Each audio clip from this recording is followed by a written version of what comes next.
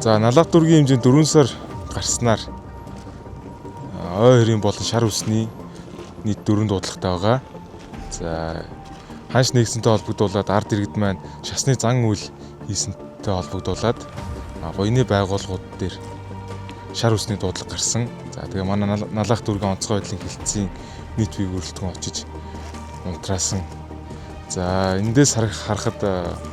иргэд та бүхэн ил гал гарахгүй сонор сэрэмжтэй байж бид бүхэн энэ гал түмрийн айлыг даван туулнаа. За ийм иргэд та бүхэн ил гал гарахгүй татсан тамхиныхаа ишийг бүрэн унтрааж галын айлгүй байдлыг чамдан захихыг налах дүүргийн онцгой байдлын хилцээс анхааруулж байна. За улсын онцгой комиссийн албан даалгавар тэгээ онцгой байдлын ерхий газар 01 албан даалгавар нийслэлийн засаг даргын захирамж дүүргийн онцгой комиссийн албан даалгавар дүүргийн онцгой комиссийн засаг даргын захирамжуудын дагуу онцгой байдлын хилцээс ногоон бүсийн эргүүл хяналт шалгалтыг үйл ажиллагааг хийж явж байгаа. Энэ маань О2-ын төмөрөөс үрдсэн сэргийлэх зорилгоор онцгой байдлын хилцээний 6 албаагч горох тэрэлжийн цагдаагийн дасгийн цагдаагийн албаагч мөн сайн дурын морин эргүүлийн гэсэн нийт 3 байгууллагын хамтарсан бүрэлдэхүүнтэй дүүргийн нутаг дэвсгэрт 1 болон 6 дугаар хороо тэгээд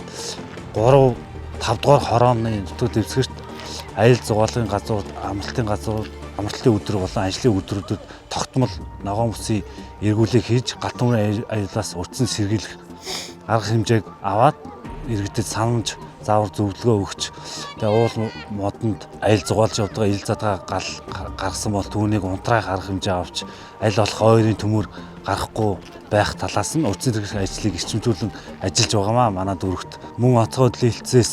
6 дугаар сарын 10 хүртэл тэгээд 9 сарын 10-наас 11 сарын 10 хүртэл хуурайшилтын үе гэж явдаг учраас хуурайшилт ихтэй ийм үед ойрын төмөрөөс урьдчилан сэргийлж хүн бүр дор бүрний хариуцлага авахыг анхааруулж байна.